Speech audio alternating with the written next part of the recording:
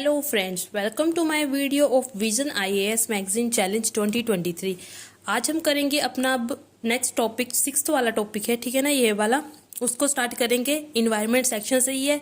इससे पहले मैं कुछ बोलूँ, आपको पता ही है कि आपने क्या करना है, अपने साथ जो मैगजीन है उसको साथ में रखना है ताकि आप अच्छे से देख पाएँ, क्योंकि वीडियो में किसी टाइम जो अक्षर है इतने साफ नहीं दिखाई देते, क्योंकि जो कई बार ना अक्षर बहुत छोटे छोटे लिखे होते हैं तो इजीली दिखाई नहीं दे वो पढ़ते, ठीक है ना, फ़ोन से। इसलिए अपने साथ ना एक मैगजीन की, जो हमारे पास मैगजीन है विजन की, वो रख लो। अगर ऑनलाइन पढ़ रहे हैं तो ऑनलाइन अपने फ़ोन में या लैपटॉप में साथ में खोल लेना, ठीक है ना। चलो स्टार्ट करते हैं अपना topic, global assessment of soil carbon in grasslands, ठीक है। अब ये पहले हम देखेंगे न्यूज़ में क्यों है, ठीक है ना। उसके बाद फर्दर आगे ये एक रिपोर्ट है जो कि फूड एंड एग्रीकल्चर ऑर्गेनाइजेशन ने दी है। रिपोर्ट में जो भी की टर्म्स हाईलाइट किए हुए हैं वो देखेंगे, क्या क्या रिपोर्ट में बताया है, ठीक है ना। रिपोर्ट में जो बताया है ना उससे रिलेटेड कुछ की टर्म्स हैं, उसको भी हम देखेंगे, ठीक है, क्योंकि हम जब तक हम वो की टर्म्स नहीं देखेंगे तब तक हमें रिपोर्ट में क्या बताया गया है वो समझ नहीं आएगा, राइट। चलो अब हम स्टार्ट करते हैं अपने टॉपिक से। Recently, Food and Agriculture Organization of the United Nations released its report on soil carbon in grassland. Report release की किसने? फूड एंड एग्रीकल्चर ऑर्गेनाइजेशन ने। किस पर रिपोर्ट रिलीज की? सोयल कार्बन पर इन ग्रासलैंड, मतलब कि जो सोयल कार्बन होती है ग्रासलैंड में, इनका कहने का मतलब है जो ग्रासलैंड्स में सोयल होती है ना उनमें जो कार्बन प्रेजेंट होती है उससे है, समझ गए। अब हम सबसे पहले देख लेते हैं कि इसमें जो साथ में डायग्राम दिया है ना वो प्रीलिम्स पॉइंट ऑफ व्यू से बहुत ज़्यादा इंपॉर्टेंट है, क्योंकि इसमें ना उन्होंने हमें सभी प्रकार जो ग्रासलैंड्स है ना हमारे वर्ल्ड के वो दिए हुए हैं। किसी टाइम पर ग्रासलैंड पर भी क्वेश्चन आ जाता है कि पर्टिकुलर ग्रासलैंड किस जो कंट्री है उससे संबंधित है, ऐसे क्वेश्चन आ जाएगा, ठीक है ना। जैसे हमारे पास सावना है और स्टेपीज एंड आफ्टर प्रेरीज है, जैसे हमें हमारे पास नॉर्थ अमेरिका में मिलती है, ठीक है ना। प्रेरीज जो ग्रासलैंड है वो नॉर्थ अमेरिका में पाए जाते हैं, ये देखो। उसके बाद यहाँ पर साउथ अमेरिका में कौन कौन से पाए जाते हैं? लेलानोस, पैम्पास एंड कैंपोस, ठीक है। उसके बाद है हमारे पास यहाँ पर सावना हो गया अफ्रीका में, ठीक है ना। और इस तरह ये सारे जो है आपने याद कर लेने हैं, ठीक है। अब हम रिपोर्ट को पढ़ने की बजाय पहले जो इसमें की टर्म्स है ना, जैसे व्हाट इज कार्बन स्टॉक, जैसे ये लिखा है ना सोयल ऑर्गेनिक कार्बन, पहले इसको पढ़ेंगे कि होती क्या है ये चीज होती क्या है, तभी तो हमें समझ आएगा ना कि रिपोर्ट में क्या बताया गया हुआ है, ठीक है ना। चलो अब हम स्टार्ट करते हैं अपने यहाँ से कि अबाउट सोयल ऑर्गेनिक कार्बन, की जो सोयल ऑर्गेनिक कार्बन है वो होती क्या है, ठीक है ना। ये चीज भी नहीं इतनी जल्दी समझ आएगी, पहले आपको इसकी डेफिनेशन देखनी पड़ेगी, तब हम इस पूरी चीज को समझ पाएंगे, समझ गए आप। चलो पढ़ते हैं अब सोयल ऑर्गेनिक कार्बन। ये सोयल ऑर्गेनिक कार्बन क्या है, इसका मैं आपको अगर सिंपली बताऊं, जो कार्बन हमें ऑर्गेनिक मैटर से मिलती है, ऑर्गेनिक मैटर मतलब कि जो हमें सोयल में मिलती है, सोयल में जो ऑर्गेनिक मैटर होता है ना उसमें जो कार्बन हमें मिलती है उससे है, उसे बोलते हैं सोयल ऑर्गेनिक कार्बन, ठीक है। Carbon found in organic matters in soil, ठीक है ना, समझ आ गया। अब ऑर्गेनिक मैटर में हमारे पास पता क्या आ जाता है, जैसे डेड प्लांट्स, माइक्रो ऑर्गेनिज्म। अब सोयल है, सोयल में हमारे पास डेड प्लांट्स भी होते हैं, ठीक है ना, जो डिकम्पोज हो चुके होते हैं बिल्कुल अच्छी तरह से, ठीक है। माइक्रो ऑर्गेनिजम्स होते हैं सोयल में, ये सारा क्या हो जाता है, ऑर्गेनिक मैटर में आ जाती है। ऑर्गेनिक मैटर में जो कार्बन प्रेजेंट होती है उसे बोलते हैं हम सोयल ऑर्गेनिक कार्बन। समझ आ गया क्या होता है सोयल ऑर्गेनिक कार्बन। चलो अब इसकी डेफिनेशन पढ़ते हैं।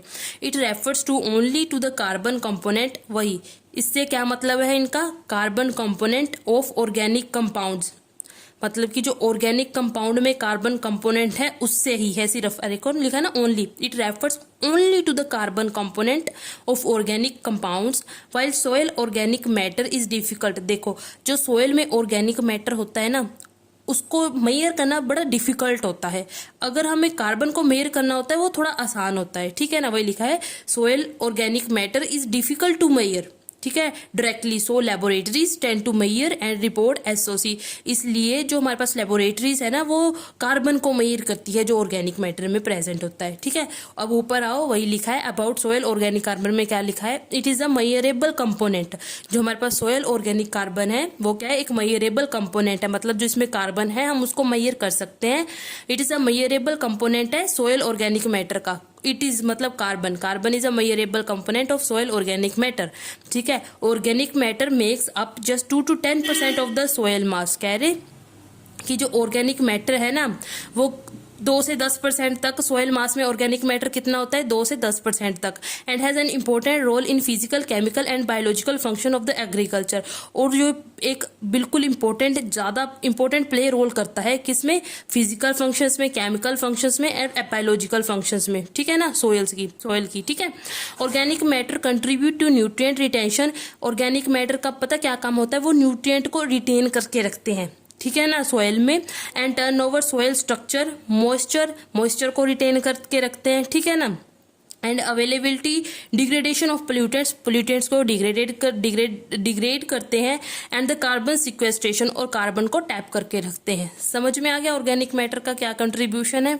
आशा करती हूँ आपको इतना समझ आया होगा। आगे देखो यहाँ पे अब soil organic carbon and carbon sequestration क्या है, समझ आ गया। अब इसमें दोनों में रिलेशन देखते हैं क्या है। रिलेशन में मतलब बिल्कुल ऐसे ही समझाया। देखो, सिक्वेस्ट्रिंग कार्बन इन एसओसी। आपको सिक्वेस्ट्रिंग का मतलब पता है, सिक्वेस्ट्रेशन का मतलब कि जब हमारी जो कार्बन है ना जो सॉइल में टैप होकर रहती है, मतलब सॉइल उसको होल्ड कर लेती है, उसको जब कार्बन को सॉइल होल्ड कर लेती है तब उसको बोलते हैं कि कार्बन की सिक्वेस्ट्रेशन हो गई, सिक्वेस्ट्रिंग, कार्बन जो है सिक्वेस्ट्रिंग हो गई है, ठीक है ना। Sequestering carbon in SOC has been suggested as one way to mitigate. जब हमारे पास कार्बन टैप हो जाती है सॉइल में तो एक बहुत अच्छा तरीका है जिससे हम क्लाइमेट चेंज से लड़ सकते हैं, ठीक है ना। जब अब जो हमारे एटमॉस्फेयर है उसमें थोड़ी जो कार्बन की मात्रा है वो कम हो जाएगी ऐसे, क्योंकि वो सारी टैप हो जाएगी सोयल में, ठीक है ना। इससे हम क्लाइमेट चेंज को मिटिगेट कर सकते हैं बाय रिड्यूसिंग। इससे हमारे पास जो एटमॉस्फेयर की कार्बन डाइऑक्साइड होगी वो रिड्यूस हो जाएगी। समझ में आया। Small increase of SOC over very large areas in agriculture. जब हम बोल रहे कि अगर हम थोड़ा सा भी इंक्रीज कर देना कार्बन को, कहाँ पर, ऑर्गेनिक मैटर में, मतलब कि हमारी सोयल में जब हमारे पास कार्बन आ जाती है over very large areas in agriculture, large area में आ जाए अगर एग्रीकल्चर में, एंड पेस्टोरल लैंड्स में, विल सिग्निफिकेंटली, तब वो एटमॉस्फेरिक कार्बन डाइऑक्साइड को मतलब कि बड़े अच्छे सिग्निफिकेंटली वो रिड्यूस कर देती है। समझ में आया। मतलब कि जब कार्बन हमारी सोयल में आ जाती है तो एटमॉस्फेयर की, मतलब अगर कार्बन डाइऑक्साइड एटमॉस्फेयर में प्रेजेंस होती है, ठीक है ना, जब वो कार्बन डाइऑक्साइड हमारी जो सोयल में आ जाए तब हमारे पास जो क्या कहते हैं उसको, हाँ, क्लाइमेट चेंज को मिटिगेट कर सकते हैं हम, ठीक है ना। आगे देखो, for the reduction to be long lasting. अगर कह रहे हैं कि हमें अगर हमें जो कार्बन है उसको लॉन्ग लास्टिंग, लंबे समय के लिए कम करना है तो organic matter would have to be in the more stable और रेजिस्टेंट फ्रैक्शन, ठीक है ना।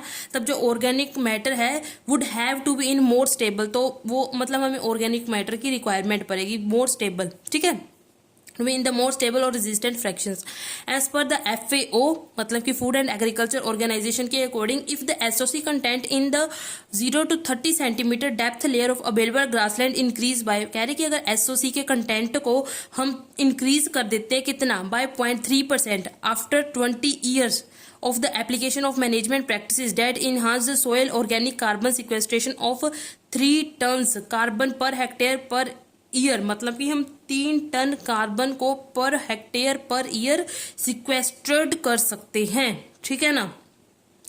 समझ आ गया इतना कि क्या होती है जो सोयल ऑर्गेनिक कार्बन होती है, समझ आ गया। चलो अब हम आगे बढ़ते हैं कहाँ पर, अब रिपोर्ट में देख लेते हैं क्या कहा गया है, ठीक है।